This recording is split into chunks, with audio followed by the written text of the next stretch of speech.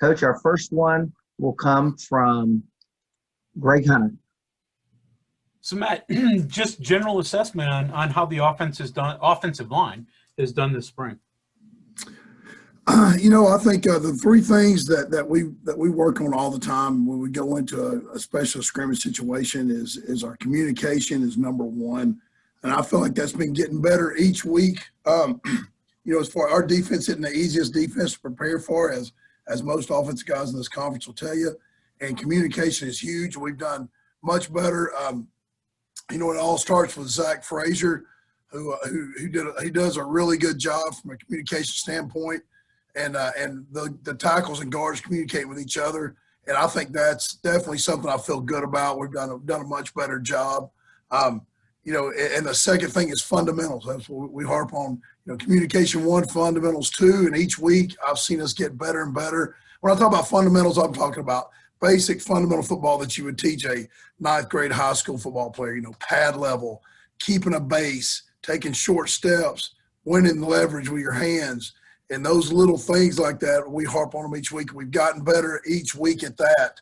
And then the last one, the third one, is the strain, just straining and playing hard. And that's something that we're getting better at. When the fundamentals fail and the communication fails, sometimes that strain will get you through and you can win a block. So I feel like overall we're getting better each week at those. I feel good about where we are right now. I feel good about our depth. And I feel good about the guys working together, working hard and really trying to get better each time we go out there. Cody Nesper. Hey, Matt. So talking about Zach, are there different challenges when it's an underclassman playing center? Well, normally there are, but he's a little different now. That kid, he is a football guru. Like, he loves it. Like, he likes to dissect plays. He and his dad, his dad played at Fairmont State. His dad loves football too, and that's kind of always been their deal together. Is they don't just they don't go golf, they don't go fishing. They sit around and watch old WVU football games, talk about who the mic is and the three technique and who they need to double team. So he's a little different because he's way ahead of where most young guys are. Understands the game, so that makes it much easier on my side as far as teaching it to them. Next question comes from Jared Siri. Coach, curious about Tariq Stewart. Kind of what has his development looked like? Where is he at? What are your expectations for him as we get into the summer? He's still he's still raw. He's getting better. It was just so hard on him when he came in here during he came in here during this COVID deal. He got contact traced twice during the fall. Didn't get on the field much. He was out, then he had some kind of medical issue where he was out for another. So he was out for almost a month and a half and didn't do anything. So he was so far behind from a teaching progression standpoint. We never really got his feet, back into a base learning situation until the off season. But he's doing better physically. He can do it. He's real twitchy. He's 330 pounds long.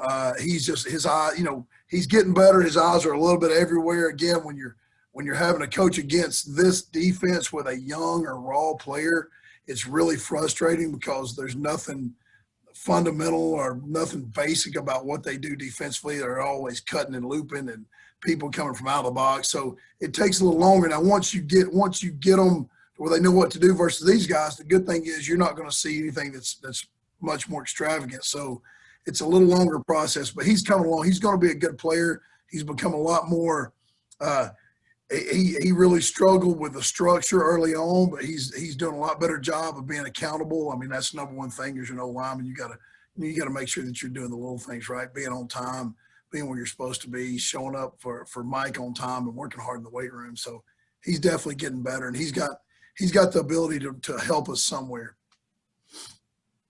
John Antoni. Coach, you mentioned a word, depth. I'm not sure you spoke that word the first 2 years you were here. Kind of walk me through from that first scrimmage to where you're at now, the work that you've done to develop where your guys are and where they're headed. Well, from a depth standpoint, and what I've tried to do here is not just develop guys that left tackles or left guards. I've really worked hard to develop guys that can play, at least 4 of the 5 positions. Center's a little different. You got to be able to snap, but really worked hard at developing some depth of guys that now I feel like I have guys that I can move around, that if they're twitchy enough and long enough to play left tackle, they can play anywhere else. And if you're good enough to play right tackle, you can play right tackle, right guard, left guard. And that's the way we've tried to do this thing, is get it to where I got – and I'm constantly moving them on. How much you guys have noticed, but I'm constantly moving people around, especially, right guard, right tackle, playing some center, and the left sides, they're playing left guard, left tackle. So that's really helped develop the depth. Not only do we have, so we don't have to go out there and have 2 at each position. I got my top 5. If I can find 3 more, one that can snap and then the other 2 that can play right and left guard and tackle, I feel good about having some depth going in there. But, really right now I feel like, the first 2 deep we can function better than we've ever functioned with a second group out there. Just like on Saturday, we go down there and the 2s are live and they do, not allowing run-throughs and not allowing sacks and, just not killing the play, giving the skill guys a chance to make a play. I mentioned this to Dante, and Jeff Kuntz said it last week. Interchangeable players are becoming an important part of the game today, aren't they? Oh, no doubt. No doubt. Yes. Especially because, it's so hard to get to that. I heard Coach talking on his show the other day about it's hard to get to that 85 number now. It's hard to get there because you got transfers, you got people leaving, people kind. You're not as consistent with having 10 guys, because it's hard to keep 10 good old linemen, because one of those second 5 are going to be good enough to play somewhere else, and they're going to leave. Yeah. And that's the way it's getting to be in every position. Is it's hard to keep 2 good quarterbacks, much less 4 like you used to. Because if that 3rd and 4th guy's not getting enough snaps, they're going to leave, and that's just the world we live in. So that's try to develop 8 guys and play them a lot. And try to, because all of a sudden you don't play a guy, and you never know, he may pull up and he'd be playing like the NFL. He'd be playing on the next team you're playing. And even in your deal, it used to be tackles, you pretty much didn't mix in with guards, but now you do that now, don't you? Yeah, you do. You try to find the best 8 players you got and teach them multiple positions, so they give you, because like I said, you keep a guy, your second team left tackle, if he don't ever get to play, he ain't going to be there for long, so you got to make sure he can go play guard, he can play right tackle, he can play other spots, so you can roll him in and get him some snaps in a game. Last thing here, so if you have 4 that are interchangeable, you really have 8. Exactly.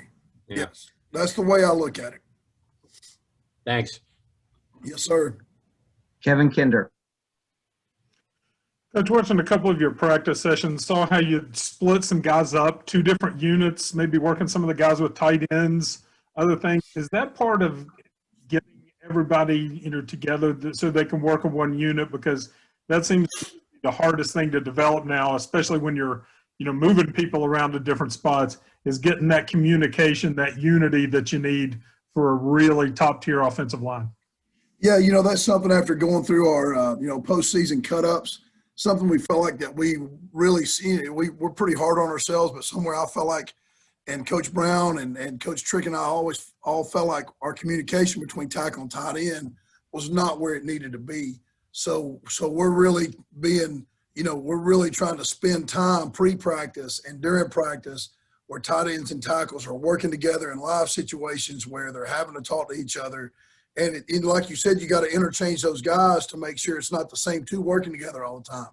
Because those tight ends are constantly, because if you're playing a lot of 11 personnel, you can't play the same guy the whole time. He gets wore out. So you got to make sure you got both of your top 2 tight ends working with your first tackle and your second tackle, your left tackle and your right tackle. So, yeah, we're really working hard on getting that communication between tackle and tight end better, and it has gotten better. Greg Hunter. So, Matt, one of those guys that you seemingly have moved around a little bit is Doug Nestor. He's played guard and tackle from what we've seen in scrimmages. So just overall, tell me about Doug's transition to West Virginia, what you've seen from him, and where do you like him best, guard or tackle, or are they both equally good? Well, his transition's been great. He fits in perfect because he fits in the same mold as Yates and Committer and Frazier and Jordan White. They work, and that was the number one thing. He came in during the off season and he saw the way we worked in the weight room and the standard that our guys had set for how to work in there with Mike. And he fit in great there. And then I've intentionally left him at a spot for multiple days, started him at tackle, let him play there for the first 3 days. And then the next week, let him play at guard the next 3 days. And then now I'm going to move him a little bit back and forth, but I wanted to get a solid view of what he looked like at both of them. I'm not real sure. I hadn't moved him to the left yet. That's probably going to be a summer and a camp deal, getting him on the left side. I just got to find out where he's going to fit. He's looked really good at times at guard, and he's looked pretty good at tackle. So he's a big, huge guy that can move, and he's smart, and he can move people around. So I'm still in that. I'm not dead set on where he's going to be. I mean, we still got White Milam coming in the summer, who's a very athletic, big. He's a 300-pound guy that's 6'5", that can move, smart. So we still got some good pieces to add to this puzzle that I'm really excited about. Cody Nesper. So, Coach, you kind of talked about it when you were talking about cross-training, but is switching right side, left side more difficult than switching guard and tackle? Yes, it is. Switching left side and right side is more difficult just because your stance and your footwork changes. It doesn't change as much at guard and tackle. Your spacing and the type of people you're blocking changes a little bit. But to move left and right, you got to have a guy that's been around for a while. And sometimes a center can do it. Frazier can do it because, when you're playing center, you have to actually play like you're on the right and the left, depending on which way you're going. So he can do it. And Frazier can do it. I'm sorry, Frazier can do it. Committer can do it. But right now, I'm trying not to do that to Doug. I want him to kind of show us what he can do and keep him as comfortable as possible for multiple days in a row, so he can kind of show us his best and not spend his whole time guessing on his footwork and stuff like that. So it is more difficult to go across the ball than it is to just go guard to tackle. And then one more real quick. I just wanted to ask about Jaquay Hubbard, because I think he was hurt for most of the fall. So just how's he look so far?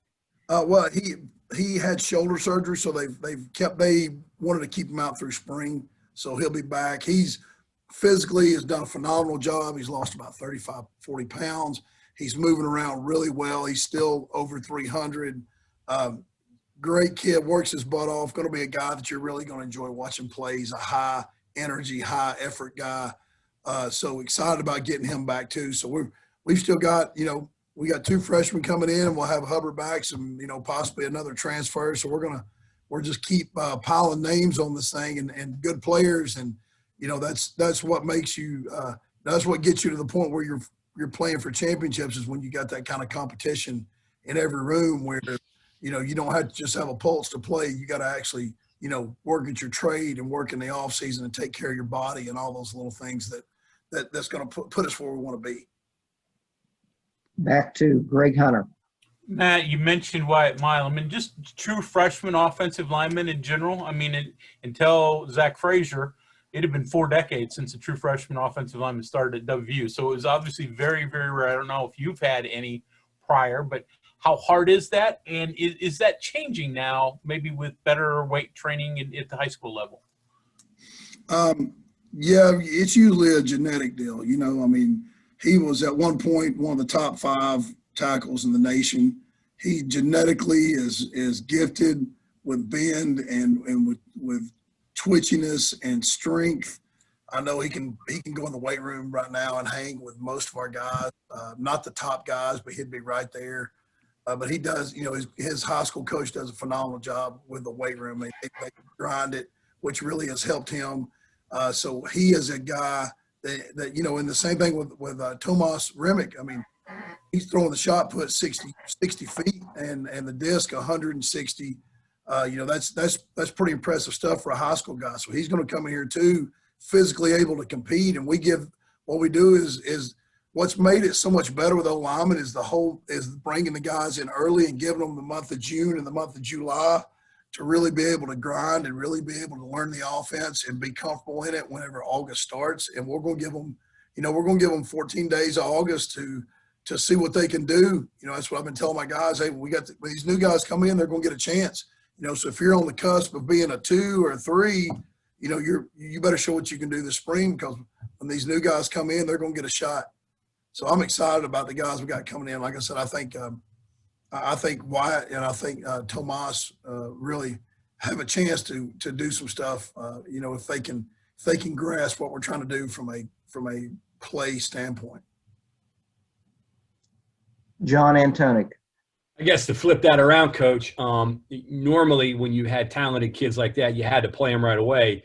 You don't have to do that with these 2 kids, with the kids that you got right now that you're working with necessarily. And the other thing I want to ask you, the first scrimmage, there were a couple of explosive plays, if you remember back to that seemed to be blocked almost perfectly. Everybody was covered, hat on a hat. The Esdale screen, and I think the Sparrow or the Mathis touchdown run, a couple of Mathis touchdown runs. How has that been with the first group?